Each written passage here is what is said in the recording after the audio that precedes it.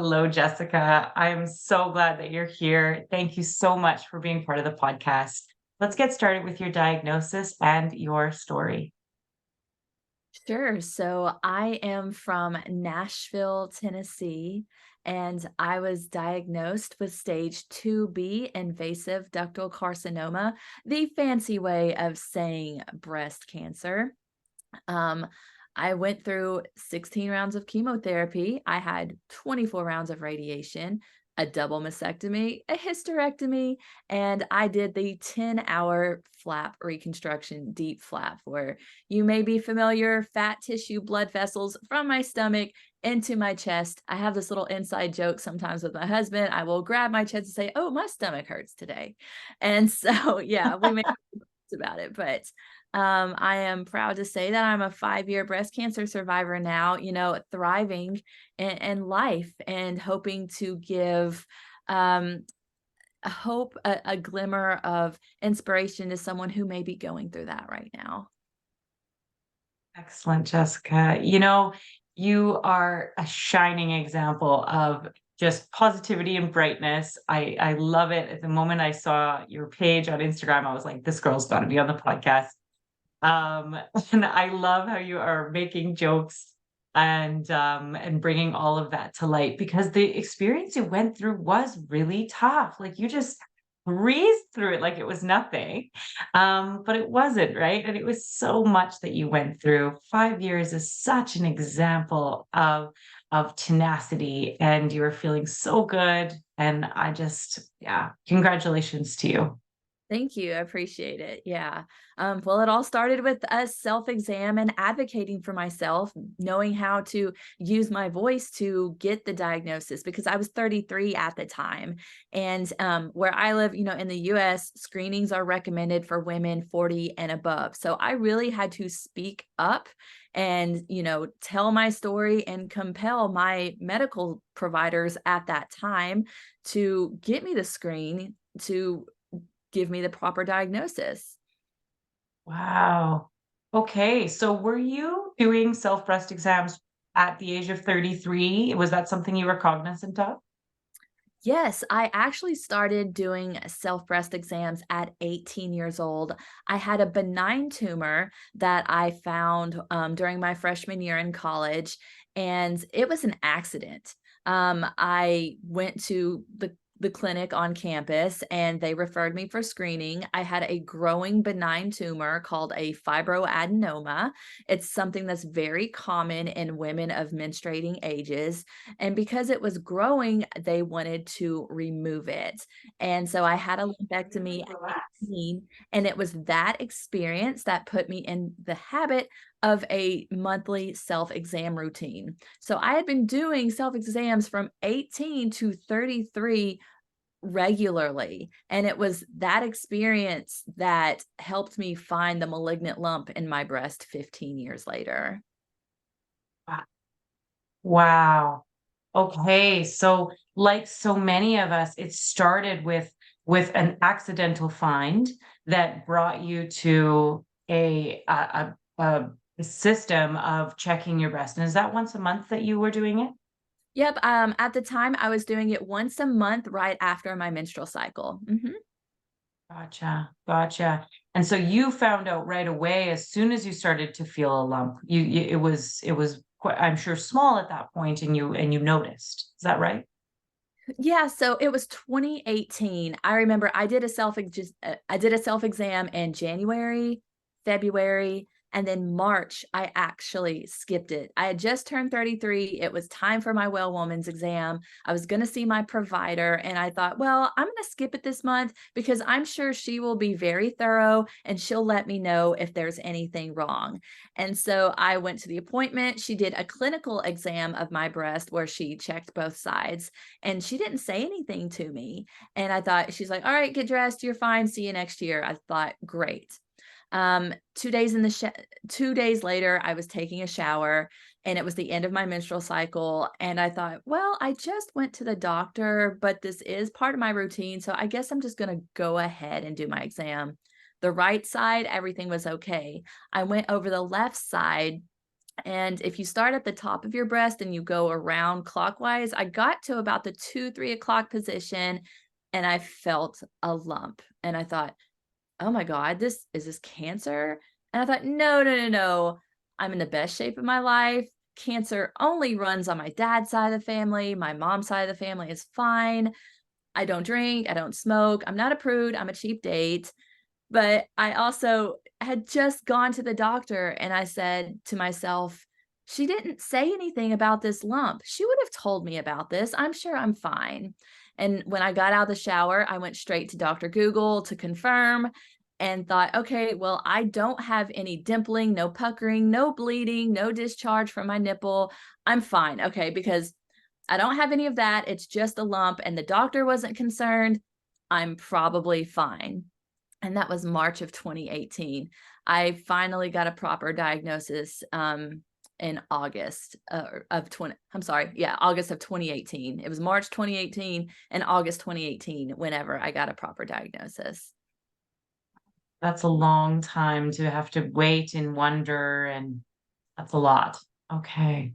Yeah. Okay. And you had to really prompt your team, you said. You had to really kind of fight for that scan. Yeah, so I remember it that summer, I'd gone all spring, all summer, and I just noticed I was getting tired all the time. And I had never been in my 30s before. Here I am 33, I'm 30 something.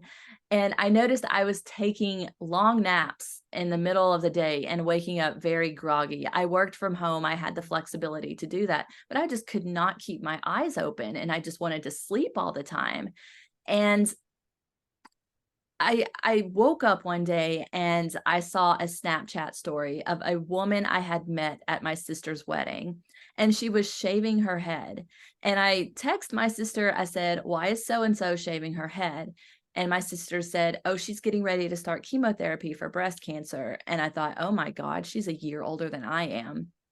I need to get myself back to the doctor." Went back to the doctor, had to put up a fight to get screened. It was not a good experience.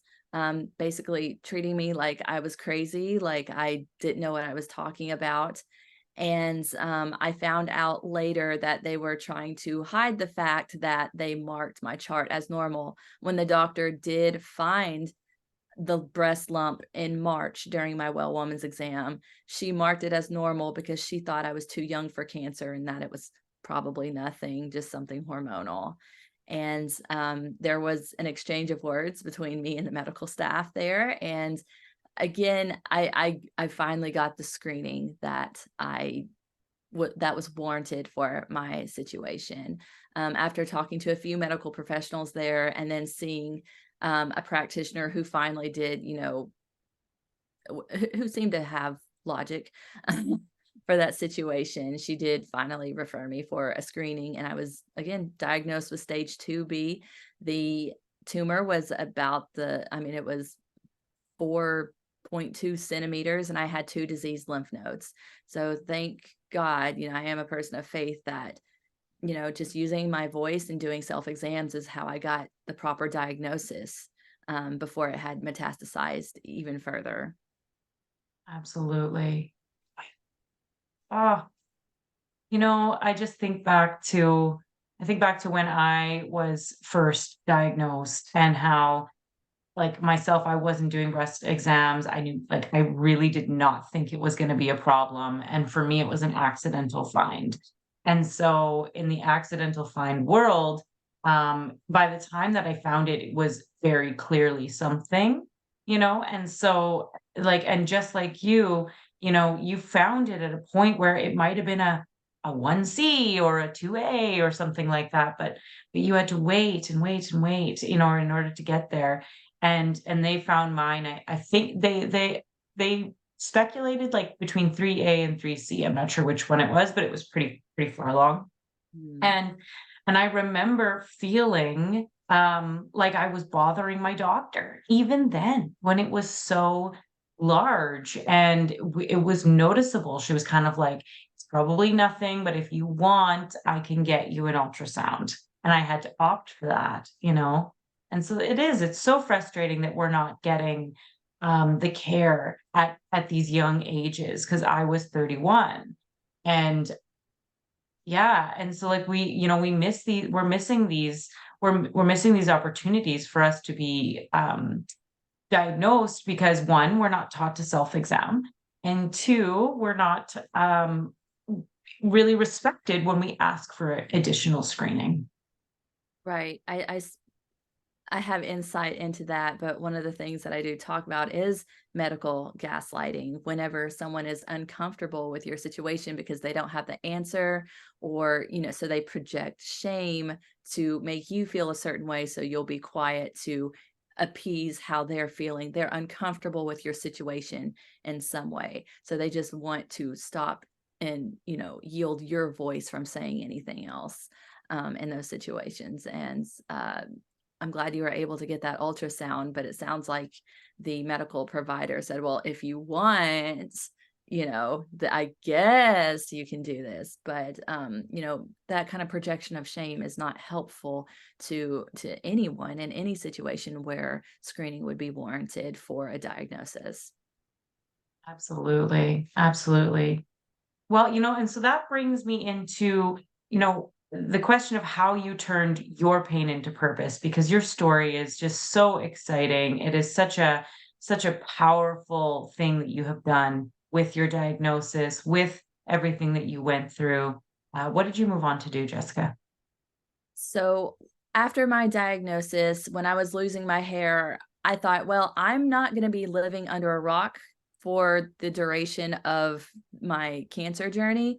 I came out to my friends. I said, hey, I know, millennials, we're young. We're at the peak of our lives right now in our early 30s. We're progressing in our careers and with our families. Well, mine just kind of came to a halt because I've been diagnosed with breast cancer, and everyone was shocked. And they came to me and they said, how did you even know to get diagnosed? And I said, well, I do my monthly self exams, don't you? And it was crickets. It was silent. And I thought, oh, wow, this is a problem. And through talking with my friends and just exploring different parts of the internet, I narrowed it down to 3 reasons why women weren't doing exams. And it was one, no one had ever taught them. I learned that information about self exams had been suppressed for about 8 years at that point. And I can elaborate further on that to dig into why that is a bit later. But number 2, they were They ashamed were. of their bodies and they didn't feel comfortable touching themselves. And number 3, they didn't know what to do if they found a lump, because they were scared because they were either uninsured or underinsured. And I won't get into that issue in the United States. We'll be here all day. But Fair. so, they just thought, out of sight, out of mind. If I don't feel anything, there's nothing wrong. And just kind of going on their own biases of like, I'm healthy, I'm young, nothing, I'm still invincible, nothing can happen to me. And so I found those were the 3 main reasons why women weren't doing self exams, and why they even struggled to, go to the doctor, make those medical appointments, and just be seen, heard, and understood in their health care. And so I created Feel for Your Life. I was in the shower and literally, watching my life, my hair fall down the drain. And the shower was a place where I had always performed my self exams. So Feel for Your Life came to me naturally. I had a little bit of a background in journalism, marketing, and psychology. So I jumped out of the shower immediately and I ran to see if if the URL Feel for Your Life was available. It was. I purchased it immediately. I reserved all of the social handles. And then within a couple weeks, I said, this is a little platform where I'm going to talk about self exams and share my cancer progress and my story. Come one, come all, let's, educate people about their bodies and their advocacy so that they can have improved outcomes for their healthcare. And it was just kind of like my small piece of what I was going to do with my journey. And then when COVID hit, I found out women were missing their screenings. They were being diagnosed at later stages. And I thought, I need to do something about this. A self exam saved my life. I need to tell more women about this. And so, while my friends were baking bread and collecting plants, I thought, I'm going to learn how to build an app. I had a little bit of a technology background, a little bit of experience. A lot of people think building an app is just putting a website online and making it mobile friendly, but it's so much more than that. And I Oh, I connected believe it. yeah, I connected with a gentleman who gave me the platform, and I taught myself how to use that platform and launched the app in the fall of 2021, where it went viral and blew up, and it's now saving lives all over the world. Wow. Wow, wow, wow, Jessica. That is, yes, good, amazing. You took your journey and you said, hey, I'm going to save people's lives, and you're doing it. And my favorite part is it went viral and I'm saving people from all over the world. Yeah. That's so cool. How does that feel? It's an honor and a privilege that women have trusted me with their advocacy. There's a woman in California. This is my favorite story, but I hear from women who say, I'm getting my mammograms because of you. I'm doing self-exams because of you. I'm talking to my medical provider about my genetic disposition and my breast density because of you and what I've learned from you. And again, it's just an honor and a privilege to hear that. But my favorite story is from a woman in California who had breast cancer, and she found no one had told her how to do a self exam after cancer and how to monitor herself. She learned about my app, she downloaded it and performed a self exam, found a lump, and it was an early local reoccurrence. And I mean, of course, her medical team's doing a lot of the work, but I'd like to think I played a small role in helping her get an early diagnosis so she has more treatment options available to her. And women like her and the women I hear from all the time are why I do what I do, and that keeps me going. Wow. Uh, what a beautiful story. And so many beautiful stories, I'm sure, flood your inbox every day. Like that is just that is amazing. And and we need to continue to spread the word about this because I agree with you wholeheartedly. I think the reason that I wasn't doing self-breast exams is yes, number one, I wasn't taught. Number two, I was ashamed. And number three, I didn't really know how was, I guess, my third. What are you really doing other than groping or grabbing, right? Like I didn't understand. And so it just wasn't something that was at all in my repertoire. And so yes, you're absolutely right. It does begin to um take on a life of its own when women are empowered, when they know how, when they understand. And that's when people start to catch these things and know because the feeling of my lump was irrefutable. It was cancer, and if I was empowered to check for lumps, whatever it was, 8 months prior, I would have felt small lump. But no, I was not concerned or trying. And therefore, like you said, all the experiences you went through with 2B, once you have lymph node involvement, you've got chemo, you've got, like there's no chance of not getting chemo. There's radiation. You don't get the choice at that point. But if you're checking, if you're looking into this, you have an opportunity to potentially maybe choose. Maybe you only have to do radiation and surgery because you caught it in time. And that's what so many women, when they're saying, as long as, it's not seen and not heard, it's the opposite. The more you see, the more you hear, the more choices you have. Absolutely. I'm so glad that you emphasize that because it is so true. Yeah. Yeah. Oh, that is just amazing. Okay, well, all right. And I think I know the answer to this. I'm going to be linking all of your social medias, your application. We need to link that. Very important. And getting this out as much as possible. But what is one single piece of advice that you would give a woman who is um who is just moving through life in her 30s? She's doing her thing. And something that you could give her to walk away from.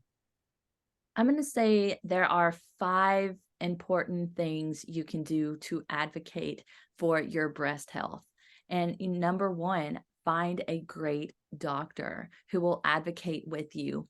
Think of your health goals and the person that you need in the medical profession who has the competency traits and the character traits to help you meet those goals. Number two, do your self exams. I show you how to do that in the Feel for Your Life app, which is in the Apple Store and the Google Play Store, and also at feelforyourlife.com. Number three, get screened, advocate for your screenings. Screenings in the United States start at 40. I think I just read something recently. It came from a publication out of Ontario, and the headline said, screenings are now available in Ontario for women at age 40. I guess the previous age was 50. Yes. Not sure if that's going to spread across the rest of Canada, but I think that is something to definitely keep your eye on for sure. And number four, understand your breast density. If you know your breast density, you understand what your breast cancer risk may be and the type of screening that you need to advocate for, because dense breasts on a mammogram can hide lumps, bumps, and abnormalities. So you want to have an understanding of your breast density, and you do that by first getting a mammogram and having a conversation with your doctor to see if ultrasounds and MRIs may be better suited for you. And number five, understand your genetic disposition to cancer.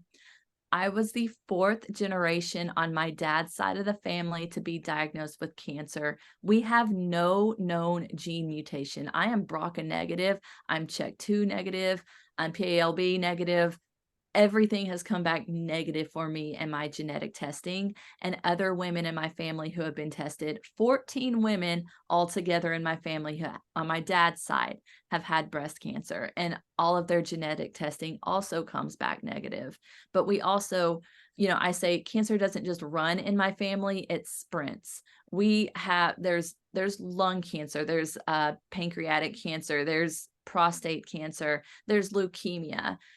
I've learned over time, and melanoma, prostate cancer, pancreatic cancer, there are links to those and correlations between those and breast cancer. So when you talk to your medical provider about your family history of cancer, let them know about all the disease so they can properly assess your risk for breast cancer so that you can create an advocacy plan that's right for you. So those are 5 things that I would leave a woman with right now. Excellent advice. Excellent advice. Well, thank you so much again, Jessica, for coming, for sharing with us your story and how you truly turned your pain to purpose. Because so many survivors are really barely surviving right now. And I think that when we turn our pain into purpose, we truly enter the realm of thriving. And I see that in you. Thank you so much. I'm so glad that you had me today. I hope this, equips, educates, and empowers a woman to take charge of her breast health. So again, thank you so much for having me. Pleasure.